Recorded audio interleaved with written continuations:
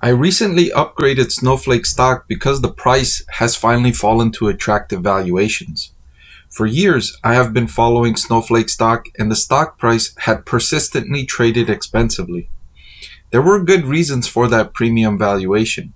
Snowflake generates excellent revenue growth, the cash flow from operations is sustainably positive, and the company earns excellent scores for its customer value proposition. I made this video for those of you that want to check out Snowflake stock, evaluate its most recent performance, so that you can make a more informed decision about this growth investment opportunity. I want to thank the Motley Fool for sponsoring this video. Visit fool.com/Parkev for the 10 best stocks to buy now. Snowflake's CEO, discussing the company's latest quarterly results, said, "We had another strong quarter, beating guidance and increasing our fiscal year 2025 product revenue expectations." Still, despite the solid quarter, the company's stock price fell meaningfully following these results. Investors were a little concerned about decreasing profit margins in the guidance the company gave for its fiscal year. Snowflake reported product revenue for the quarter at $829 million, which was up 30% year over year. Remaining performance obligations totaled $5.2 billion, with year over year growth accelerating to 48%. And this is part of the quarter's performance update that was really attractive for long-term investors. Remember, remaining performance obligations eventually turn into revenue. These are contracts the company signs and agrees to perform these obligations. And when they do perform these obligations, it turns into revenue. And when remaining performance obligations is growing faster than revenue, it's likely that revenue growth will rise closer to the RPO growth. Now, it's not always the case, because remaining performance obligations, they could be longer lasting, and so these remaining performance obligations may not translate into revenue quickly enough to accelerate revenue growth. Regardless, it's good news when a company's remaining performance obligations are increasing, especially if they are increasing faster than revenue growth is increasing. And so it wasn't surprising to hear the CEO say that, "I'm very optimistic about where we are going and the opportunities we have in front of us." The CEO goes on to say that in the second quarter, we made 9 net new product announcements and brought more than 15 product capabilities to general availability to the market. And this is what customers are looking for when they're dealing with a company, is to continue to innovate and add incremental products. And that adds value for a customer that's already working with Snowflake. If you add more capabilities, then these customers get more value from their relationship with Snowflake and feel more positive about remaining with Snowflake, because they will get more product offerings, they will get more capabilities, and that adds value to businesses longer term. And as of the end of the second quarter, more than 2,500 accounts were using Snowflake AI on a weekly basis.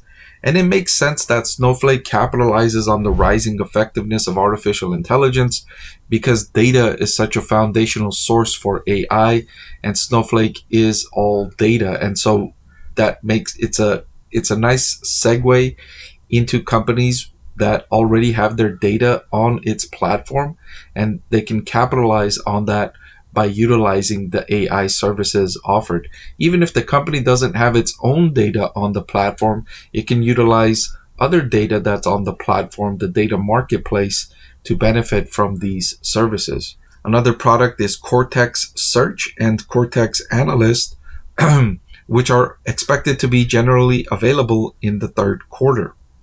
So now that we've heard from the CEO, let's take a look at what the CFO had to say.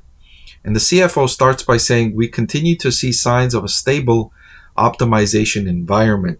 And for those of you that are unaware of what a stable optimized environment is referring to, let me zoom out a little bit. In the last couple of years, Snowflake had observed its customers were trying to save money on their data expenses. They were doing things like, if they had a policy of keeping 7 years of data, they were looking at it and saying, well, let's not keep 7 years of data anymore. Let's only keep 5 years of data, because that extra 2 years of data was costing us more in storage expense, in organization expense, in clutter, than it was adding value. And so let's reduce that and let's cut our data storage policy by 2 years. And that obviously reduces expense, and that's reduced consumption on Snowflake. And so that was weighing on the company's growth.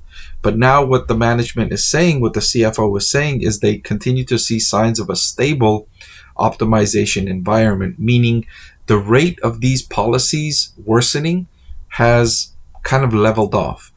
Businesses are still looking to optimize their expenses, but that rate of optimization is at least stabilizing. It's not worsening. And so that's good news for Snowflake and for Snowflake stock investors. He goes on to say, earlier this year, we announced 2025 sales incentives that would prioritize consumption and new customer acquisitions. And in order to drive consumption, sales reps prosecute new use cases and sell new product features. And when you're working at a company like Snowflake, the expertise in your sales personnel is critically important, because they are not selling a simple product. They're not selling something that everyone can use. They're selling something that requires knowledge and skill in data scientists, data analysts, data everything, right? So they're working with these higher level people, and they need to explain these things more extensively. They need to have sales support staff communicate with these data professionals to elaborate on the benefits that they are adding to the enterprises. And so you need sales reps to be knowledgeable so that they can explain the value that these products add, especially if you're innovating at the pace that Snowflake is innovating. When you have a new product, or when you announce several new products, you've got to go then and explain these new products and highlight the use cases, discuss why these new products are beneficial to the enterprises that you're working with, so that you can get them to add these to their existing consumption base. So you can say, look, we've got these 3 new products. We think this one will be beneficial for your business. Here's why we think that's the case.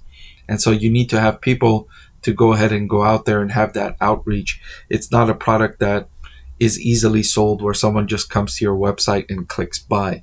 So I think this is a prudent strategy. I think incentivizing your salespeople in a way that benefits the company is something that all companies should endeavor for. But I like that Snowflake is doing this here. So if you were considering Snowflake stock, this was a lot of information that you should consider in your analysis. There's a lot more, of course, to decipher. There's a lot more to digest from Snowflake. This is just a nice starting point where you can jump off from and do further research. Did you know that over 90% of the people that watch my channel are not subscribed? It'll really help support my channel if you hit that subscribe button. And oh, by the way, one of the benefits of being subscribed is that I take requests from subscribers more often than I do from non-subscribers. So if you prefer that benefit, please subscribe to the channel.